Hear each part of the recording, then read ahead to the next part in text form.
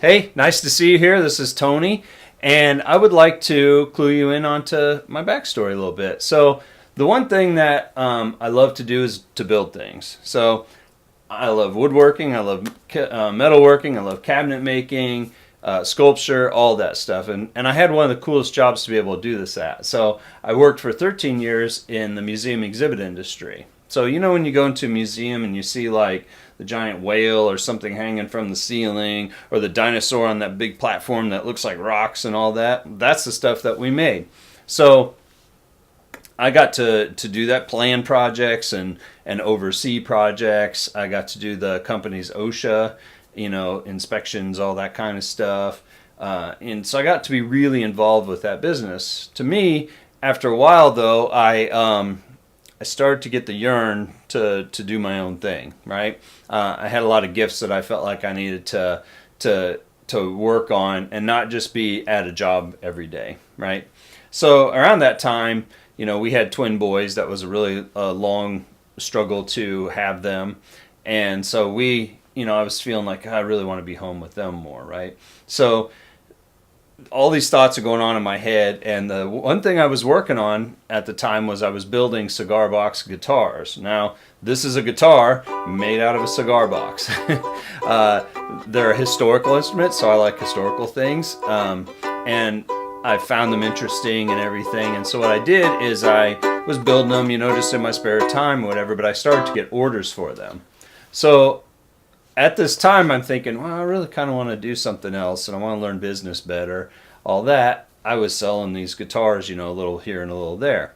Well, so my plan was, I was like, okay, well, we have some money in savings, and I'm selling these guitars, and, I really want to be home more. So these are the things that we wanted to do. And at the time, I was like, I didn't know anything about business or anything, right? But there's a local farmers market that's pretty big near me. And so my thoughts were, why don't I just go there once a week? It was on Saturday mornings, and I could try to sell these instruments. Well, the problem was I didn't even have a shop, right? And so I had to take what money we had in savings and everything, and I set out to build a shop, right? And so to quit my job, I had to be able to have a plan, build my shop, build instruments, and be ready for the market that spring, right? With hopes to sell and just have enough money in our savings to get through that time, right?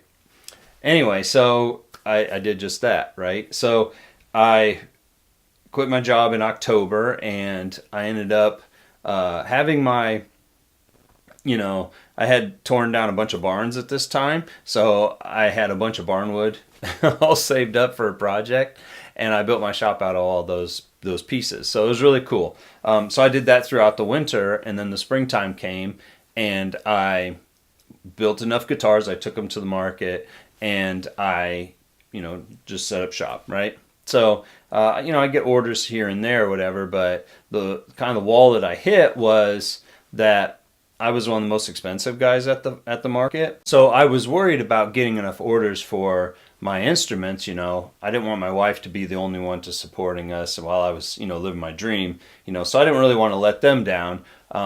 So I was out there hustling all the time to try and to get these instruments sold. So one thing that I did was I thought, okay, I'm doing the market here, and now I can go do art shows, gallery openings, art expos, things like that. A lot of times they don't pay, and they say, oh, you'll get great exposure and you'll get great word of mouth and all that, right? Well, so while you're hustling for all that, a lot of times that really isn't true. You're not the focus of the event, so you're just an extra, so people don't, associate with that. So, so I was getting concerned that I was going to be able to have enough orders to keep going, and all the while, our our savings account was dwindling, right? So, because we're going along here, and if I'm not getting enough orders, then how can I, pay for life? So up to that point, the only thing I had done online was research parts and information and materials for the exhibits and things that I had built.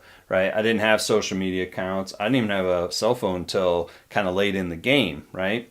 So, but I'd heard people talking about Facebook, and I heard people talking about these social sites, right? So I got an iPhone 4, and the reason I did that was I was able to, I noticed at the time that, it's a camera, it's a can do video, shoot video, you can do your email, so you could run your whole business through the phone, right?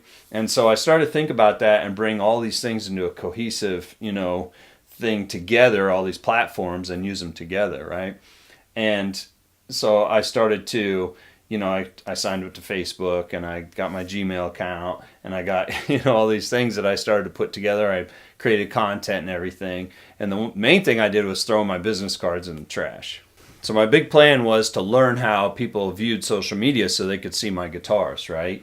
So I would reach out. One thing I did is, I told you I threw away my business cards. Well, I noticed business cards would go into people's hands, and then they would just, drift off. I think I probably only got one reply from a business card ever,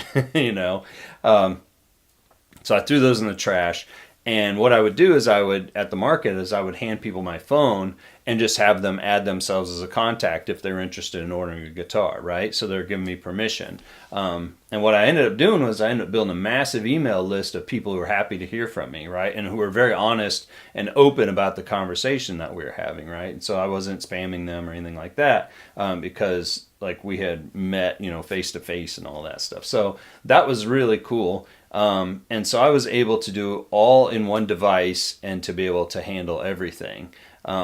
And I had to go in and learn a lot to get that going. But once I did, things were happening.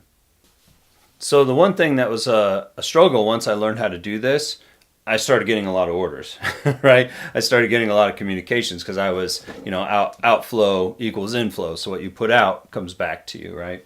So I was doing that, and I was starting to get a lot of orders, but being the business owner and the marketer at the same time was very overwhelming. So, I had to learn all this stuff. The platforms kept changing, everything, creating the content, videos, the photos, understanding the different purposes for content was very overwhelming. So I ended up, I'd have to take chunks of time and devote totally to one thing or the other, which then became a new problem, right? So they say in business that you get new problems. Problems don't go away, you just get new ones, right? So I was struggling to keep up then, right? Because I couldn't do it all, and you can't do it all, you can't know it all, right? Especially with ever-changing platforms, and as things, the platforms become pay to play, so like the things that we think, doing a post, they just didn't have, over time, they just don't have the reach anymore. So I had to start learning to do the ads and everything, right? Which had good return for me. But now trying to do it all was really a struggle for me. So one realization I had is you don't know what you don't know, right? So I realized that, and I reached out to digital marketers that I had learned that were the best of the best, right? And I ended up buying courses and spending, some good money in those areas, and taking a lot of time to learn how these platforms work and how things work as a cohesive system, Well, I ended up learning so well and getting the right help that I ended up having 5 months worth of orders at all the times for the remainder of the years that I did that. So, and I kept it to about that. I could have had more, but I chose to not have employees and have outside help. I had some friends and stuff that would help me periodically when I would get into like Christmas orders, things like that. But overall, I was able to ramp up to 5 months worth of orders at all times. So the other thing that I was able to do with that is start helping other people, and I was able to, lend that to other business owners and help them have the same success. So the cool thing about that is I didn't have to do any more non-paid art shows, right? So I was only able to go to the farmer's market once a week to have enough sales for my business, right?